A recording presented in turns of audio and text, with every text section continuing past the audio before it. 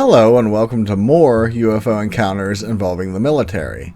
I really need to figure out a way to shorten that title, especially if this is going to become some kind of series. Almost a year ago, I made a video about this same topic that was very well received by you, my dear viewers. As such, I dug into my research a little more, and I think this time I really came across some fantastic stories, with a few that are really odd. So join me as we keep our eyes to the sky and venture into the world of encounters that the military may not want you to know about. The first story that I'd like to tell you about comes from the Ota district of Tokyo, Japan, at the one time named Haneda Air Force Base. As a side note, eventually the US would return the location back to Japan, and it is now known as Tokyo International Airport. Well, before all of that took place, it was a US military and civilian airport that was mainly utilized by the Army and the Air Force. Anyway, the story goes that on August 5th, 1952, two servicemen were working in the control tower when they suddenly noticed an odd glowing orb flying from the Tokyo Bay towards them. The pair grabbed their binoculars to get a better look at this object, and unbeknownst to them, two other servicemen who were retiring after their shift also caught sight of the light as well. As they watched in amazement, the craft, which was flying in a way that indicated that something intelligent was controlling it, arrived near the control tower and just started to hover in place. It was then noticed that this orb actually had multiple bright lights on it. Not long after it arrived, the craft began to move in a strange manner, and eventually it dimmed its lights and started to fly away. The two men noticed a C-54 military transport plane on the runway that was about to take off, and they radioed the pilot to ask if he could see the craft. He replied that he didn't see anything, and so the servicemen radioed another control tower to see if they saw the same thing. This tower responded that they didn't see anything visually, but they had been tracking it on radar. Not long after this conversation, the decision was made to scramble a fighter jet to figure out what this object was. First Lieutenant W.R. Holder, along with his radio operator First Lieutenant A.M. Jones, jumped in a F-94 Starfire and took off from the Johnson Air Force Base on a mission to intercept the craft. When the crew arrived, they couldn't visually see the craft, but it was showing up on their radar. Utilizing this, as well as reports from the ground, it became apparent that the object was keeping ahead of the jet, but flying in a way that was almost circling them. This behavior, which verged on the craft toying with the pilots, went on for quite a while. After 15 minutes in the air, the men broke off pursuit and returned to base. At the same time, the radar showed that this unknown craft suddenly shot off at a great amount of speed and split into three other objects. If this wasn't strange enough, after the jet returned to base, the craft would reappear again at least two more times during the night before it finally vanished without a trace. Investigators went to the site, and after gathering information, they claimed that whatever it was, they didn't have an explanation for it. Even Captain Edward Ruppelt from the abysmal Project Blue Book stated it very well could have been an interplanetary craft. Of course, the quote-unquote official explanation was that it was, no joke, a misidentified lighted balloon. Our next encounter occurred in East Anglia in the United Kingdom. A lieutenant named Milton Torres was stationed at the RAF Manston Base in Kent. Mr. Torres was part of the 514th Fighter Interceptor Squadron. Milton and another pilot were in what he called an alert shack, waiting to run to their F-86D Sabre jets at a moment's notice. On the evening of May 20th, 1957, the call was sent out that the pilots were needed in the air. The reason for this action was due to the radar showing a massive object on the screen that was showing unusual flight patterns. At present, the object had suddenly stopped moving for a prolonged period of time, and it was over the North Sea near East Anglia. What followed this information was shocking to Milton, since he was ordered to fire on the unknown craft. Once in the air, the pilots used their afterburners and quickly shot up to 32,000 feet, with the plan to intercept this object. When they arrived near where the sighting had been, they radioed back that the visibility was so poor that they couldn't see anything. Torres, as commanded, readied his 24 rockets in preparation for engagement. The tower informed him that he needed to look 30 degrees to port, and it was then that his radar showed the object as well. He stated that this craft was massive in size, and he likened it to a flying aircraft carrier. While he physically couldn't see it, it was so massive that his rockets locked on with ease. At this time, the craft was 15 miles from him, but the moment he acquired lock, it began to move away.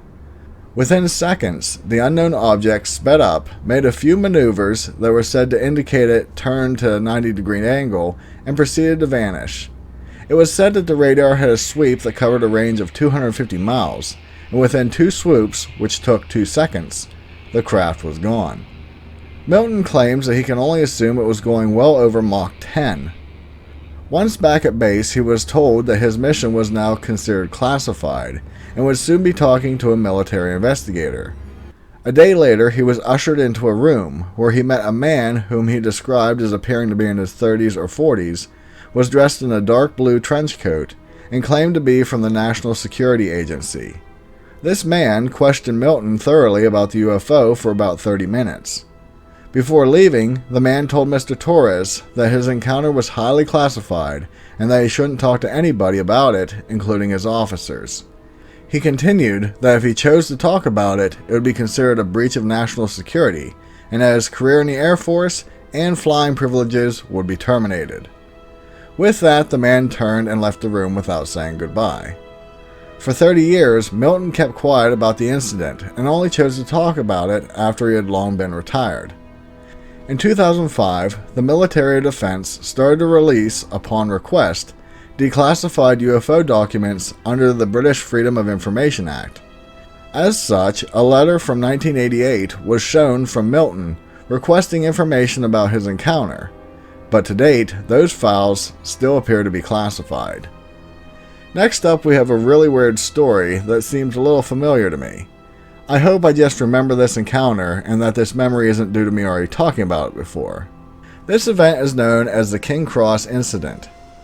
First Lieutenant Felix Eugene Moncla Jr. was considered a skilled pilot with over 811 hours in the air, which included 121 hours of flight time in his plane of expertise, which was the F-89C Scorpion. At the time of this event, he was temporarily stationed at the King Cross Air Force Base, which was located in the Upper Peninsula of Michigan. On the night of November 23, 1953, military radar operators from Sault Ste. Marie, Michigan, picked up an unknown blip on the radar that was flying over Lake Superior near Sioux Locks. With this news, Felix and his radar operator, 2nd Lieutenant Robert L. Wilson, got into their F-89C jet and took off for an intercept mission. The men climbed to 25,000 feet and were traveling at over 500 miles an hour. Lieutenant Wilson was having trouble keeping track of the object since it appeared to be constantly changing directions. With the help of contact from the ground radar, the men closed in on the object after a 30-minute flight. Felix was guided to the unknown craft's height of 7,000 feet. He radioed back that he was going in for a closer look. It was at this moment that the ground radar showed that the unknown blip and the jet's blip merged into one.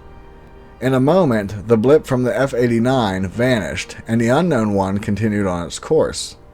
After this, the U.S. Air Force, the Coast Guard, and the Canadian Air Force searched extensively for the assumed crash plane, but never found anything.